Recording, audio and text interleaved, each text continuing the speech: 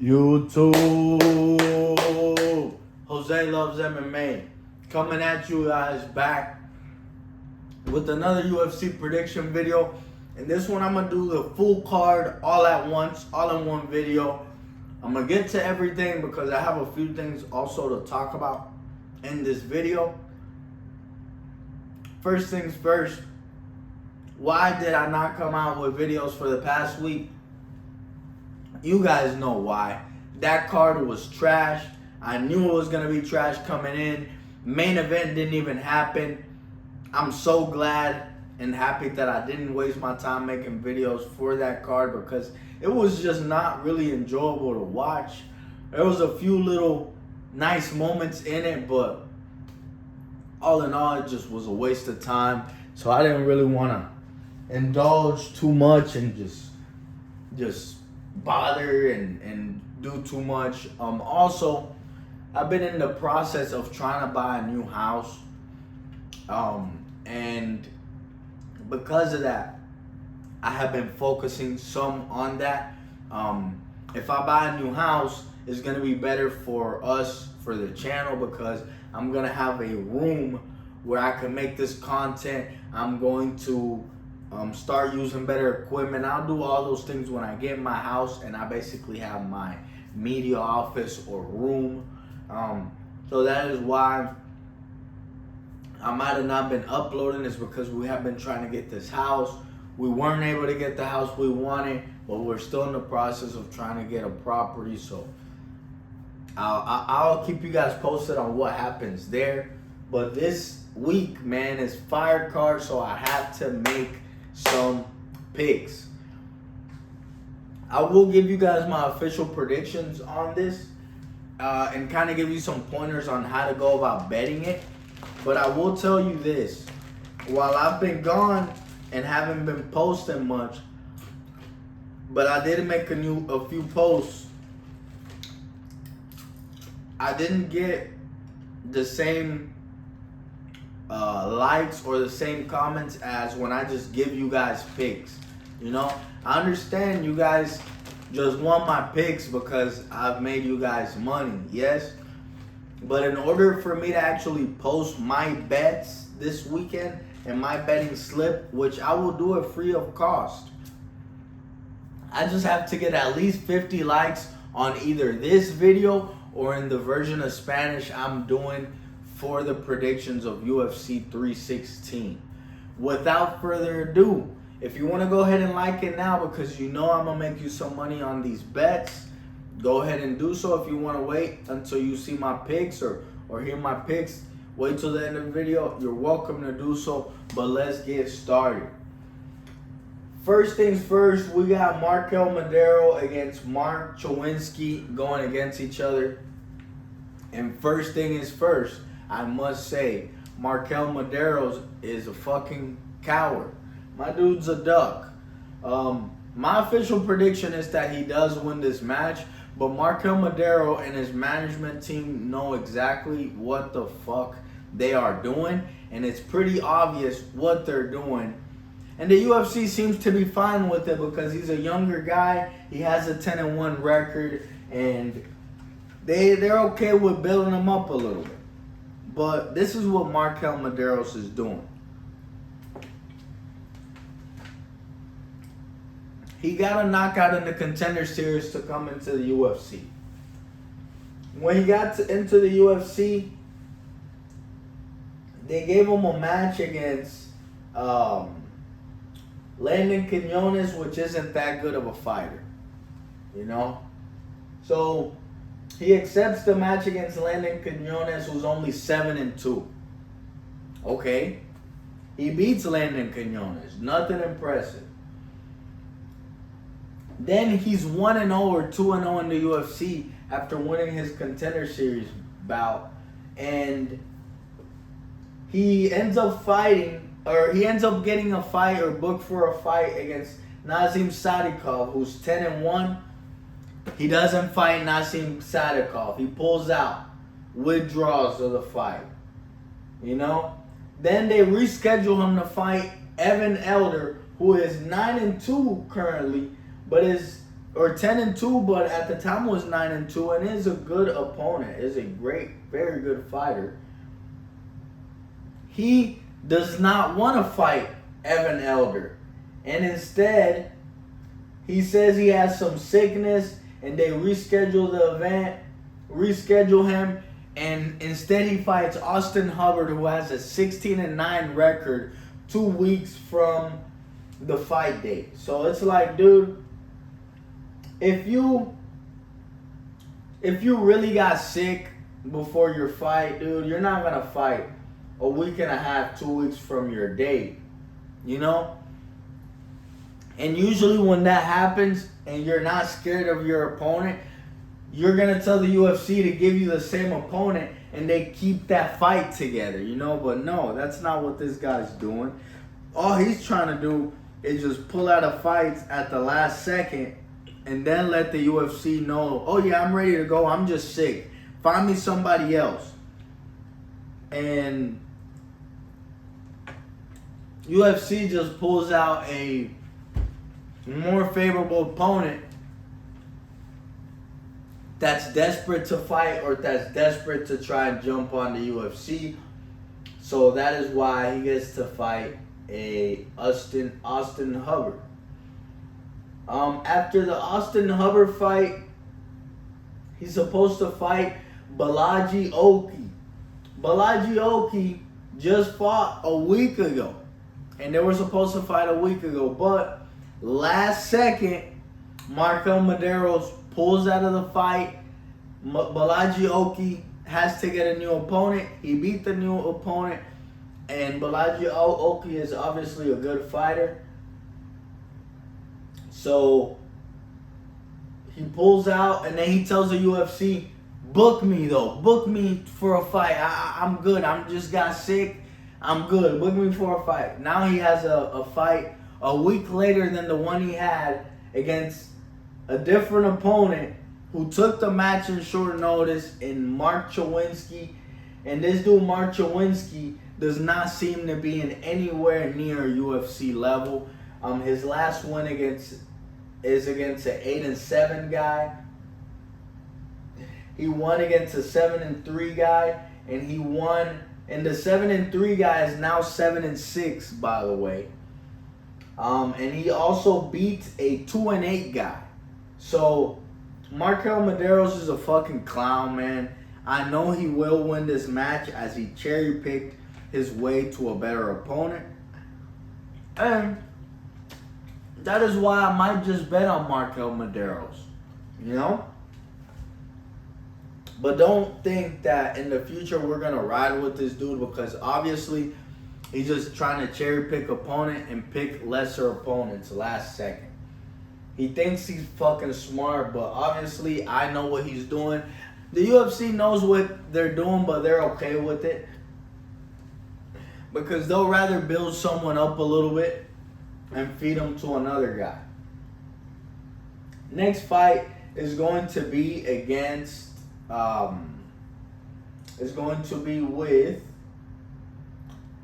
Quillan Salkid and Yanal Ashmouz. My official prediction, man, is that it's going to be a very close fight. It could go either way. But I have to pick Yanal Ashmouz. This dude, Quinlan Salkid, is clearly being overrated and overvalued. How the hell does both guys have the exact same record, but the odds have you as a minus 500? So you got to bet 500 to win 100 on a guy when his opponent has the same record of him at 8-1. The reason that's happening is because he got a first round knockout over that Jubilee Indian kid. But Jubilee is trash. Can't take a punch. That was an early stoppage at that. And the odds should not be that juiced. Because the odds are so juiced, Quinlan might just win, you know? But because the odds are so juiced, man, if you're going to bet this fight, you have to bet Yanal Ashmouz. Yanal Ashmouz is actually a very good fighter. He's from Israel, but seems to be a Muslim fighter. He also was injured, and that's how he lost his only match. He was injured and fought Chris Duncan, who's very good, and got injured in that match, but he didn't tap out or quit. He just went till the very end and just took his L like a man. But Yanal Hashmood, we've seen him in other matches. He's a good fighter, man. Got a knockout over Sam Patterson. Beat Trevor Peek in a unanimous decision. He's a good dude. He's a good fighter. He can fight. He's very strong. He's very athletic. He can wrestle. He can kickbox. And he seems to be a smart fighter. So, if you're going to make any bet, it has to be on Yanal Hashmood, or just make a bet that the fight goes over 1.5, over 2.5 round. Fight goes to a decision. That happens because they are both tough dudes.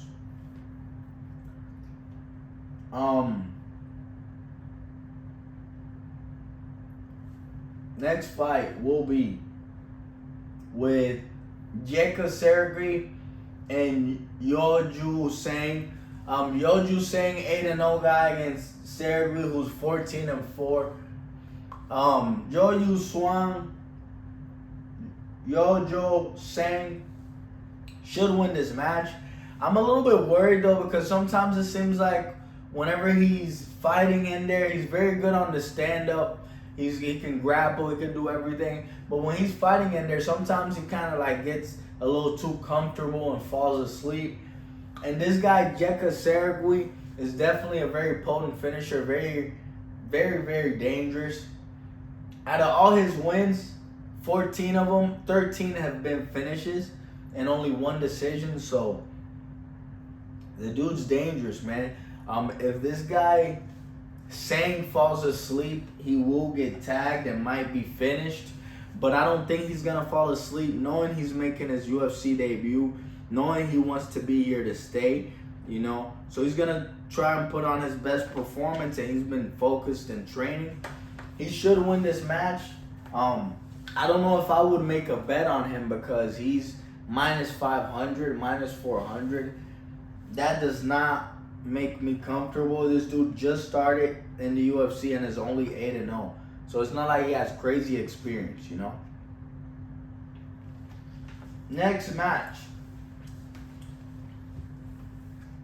is going to be against Ariane Lipski and Wayne Kong. Wayne Kong is a great prospect, great fighter.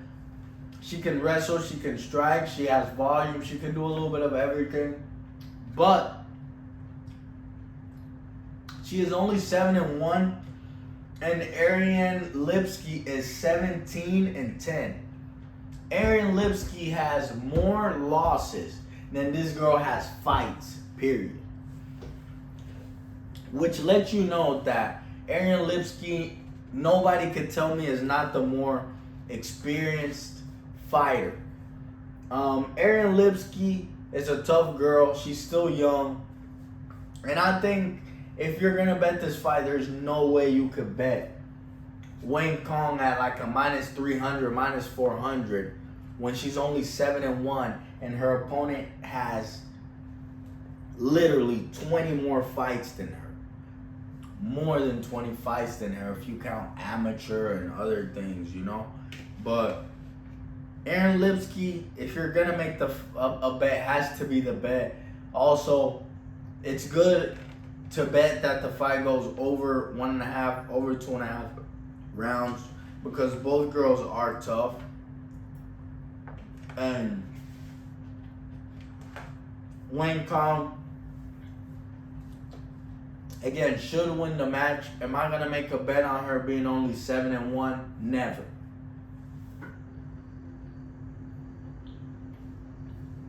We're now moving on with the fight of Kaylin Williams and Andreas Gustafsson. I got Kaylin Williams winning by knockout or decision. And the reason why is because One, Caleb Williams has been fighting the better opponents. He's been fighting in the UFC for way longer. This guy's been trying to make his debut in the UFC, but hasn't been able to have a lot of luck getting to the match.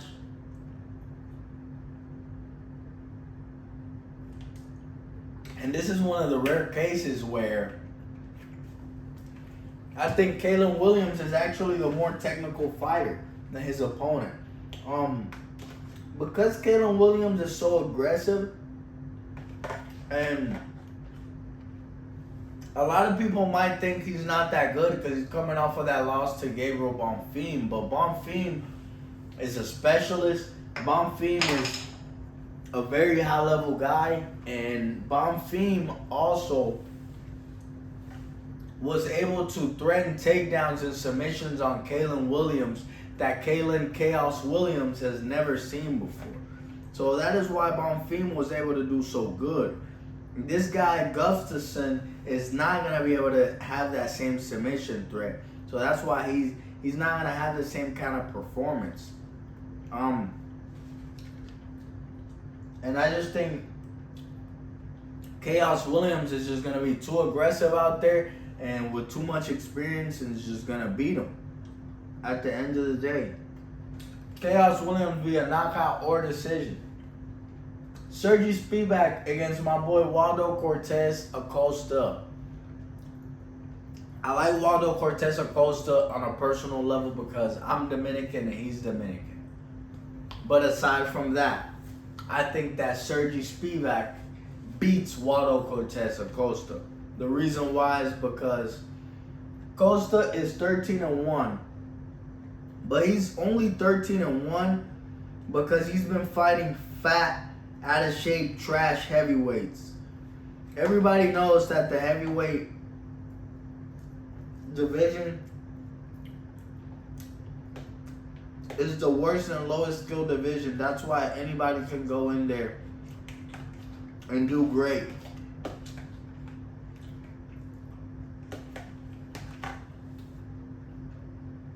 Once you start getting into higher ranks is when, you know, you fight a little bit tougher opponents, but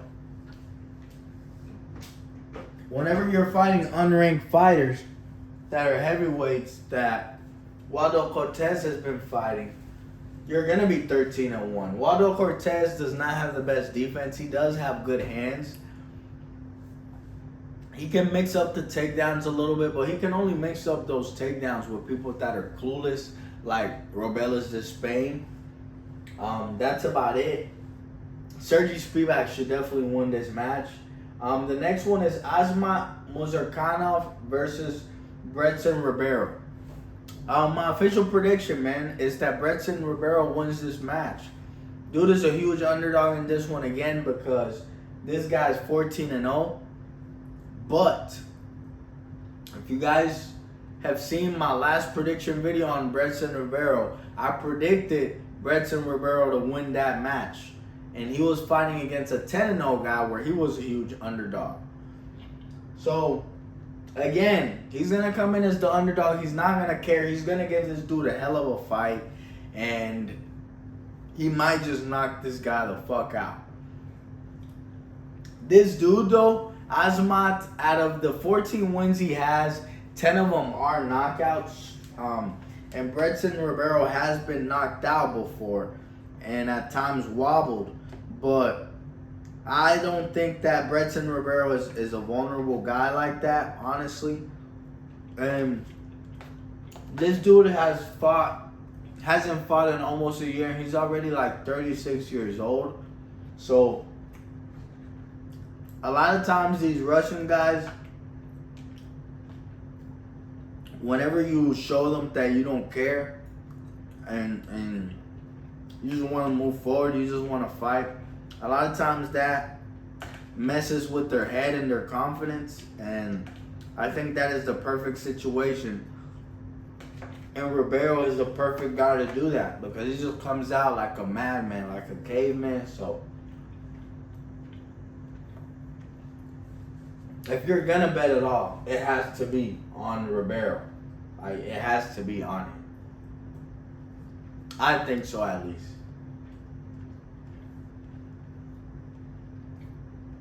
Next fight is going to be Bruno Silva against Joshua Van. Bruno Silva is dangerous, but Joshua Van should definitely beat Bruno Silva. Reason why is because Joshua Van,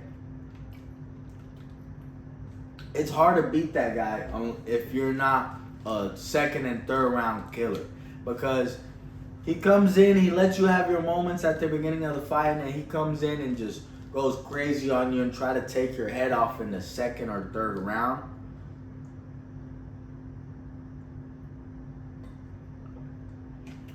The last time he lost, he was doing just that, but Charles Johnson caught him at the end of the fight in the third round and was able to uppercut him and set him to sleep. But which Bruno Silva is dangerous enough to be able to do something like that, but I don't think Bruno Silva has the kind of cardio to be able to do that. I don't think he's going to be able to push that kind of pace that Charles Johnson can do. So he can't replicate that. And Joshua Van is not an easy guy to take down or to keep on the ground. So Joshua Van should definitely win this match via knockout or decision. Moving on to the main card, we got that boy Kevin Holloway and Vicente Luque. I will say this. My official pick is that Kevin Holland wins the match. I'll tell you why. But do not be dumb enough to bet on this fucking idiot. Kevin Holland is a fucking idiot. He wins some, he loses some. Sometimes he's supposed to win and he just throws the match away. You don't know what you're going to get from this guy. He has a very variable personality. You just don't know what he's going to be acting like when he comes in. He should win the match, and the UFC is trying to find him decent matchups that he can win because he's somebody that somewhat has a fan base.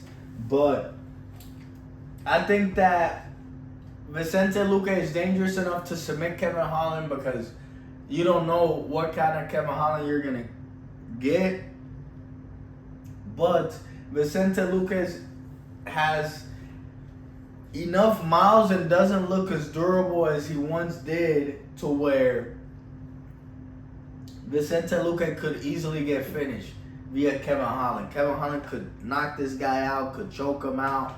He could do a lot of things, you know. I just don't think Kevin Holland is worth putting any kind of money on. Next match. And the match that I'm most excited about in this whole event is Patchy Mix versus Mario Bautista. Patchy Mix, I think, is the best bantamweight in the world.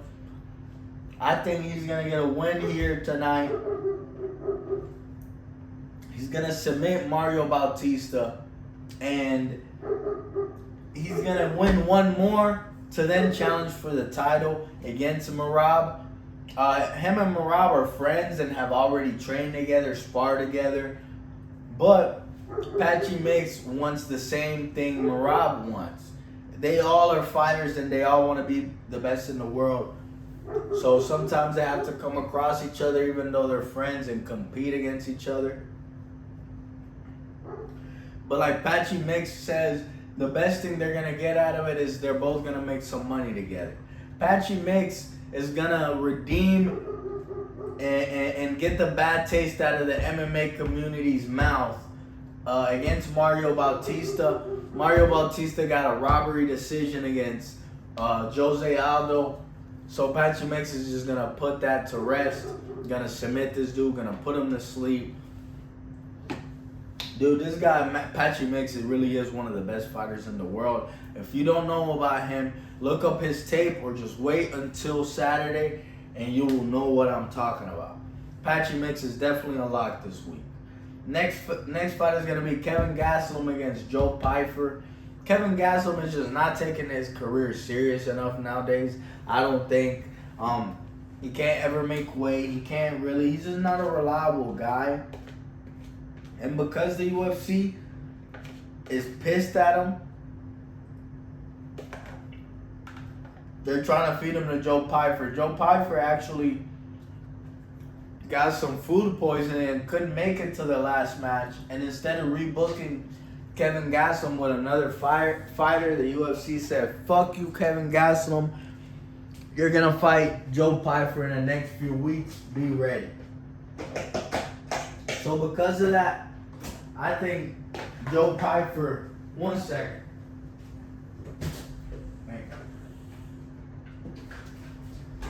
Sorry, I was letting my dog come in. Because of that, I think Joe Pyfer wins. Shadow, venga. My guy Shadow. Because of that, I think Joe Pyfer wins his match. He's just way bigger than Gastelum, in way better shape than Gastelum.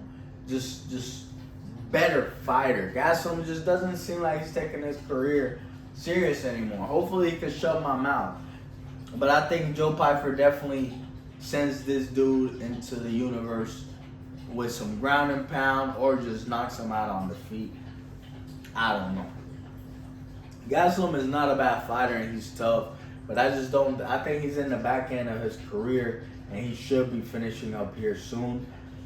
Next match is going to be co-main event, Juliana Pena against Kayla Harrison. Juliana Pena is definitely a live underdog always. My official pick is that Kayla Harrison wins, and probably winning a decision. But if you're going to bet this fight, you have to bet Juliana Pena. Why? Because Juliana Pena, we all saw, beat Amanda Nunes. Since she beat Amanda Nunes, Juliana Pena, being an underdog, such a big underdog, she deserves at least a bet on this match. Kayla Harrison's a beast. She's almost perfect as she's 18-1. She has lost once, but she's just huge. Has a lot of strength. Has great, amazing judo. Great, amazing grappling technique. Great ground and pound. Hits very hard. So she might even just get a finish. But Juliana Pena is going to be a live underdog, and she is at least worth a bet. Final match in the main event is going to be Merab Dvalishvili against Sean O'Malley. My official prediction is that Merab Dvalishvili wins via decision. But I don't think we should bet it. I don't know. Why? Because Sean O'Malley has been training nonstop. Sean O'Malley is someone that the UFC wants to give a decision to, because Merab just is a decision fighter for sure. He's not really too exciting to watch. But Merab is a great and excellent fighter. I think Merab definitely beats him via decision, like he has been beating everybody. But if we look at the last match, it was actually pretty close. Merab clearly beat him, but it was a close competitive matchup, especially in the 5th round. Sugar Sean O'Malley was landing a lot of body shots that he could land early this fight and make Merab tired, or change Merab's body language. So that's why I don't know if we should bet it. In this fight, you could go many different ways if you want to bet. You could say that it goes to a decision. You could say that the fight goes over 4.5 rounds, of course. You could bet Merab by decision because that's his only path to victory. Or you could bet Sean O'Malley via KO or decision. You could go about it different ways. But all in all, Merab should win this match. It's just going to be another tough and close match for him. Let me know what you guys think about my video this time. A full prediction of the card, full breakdown.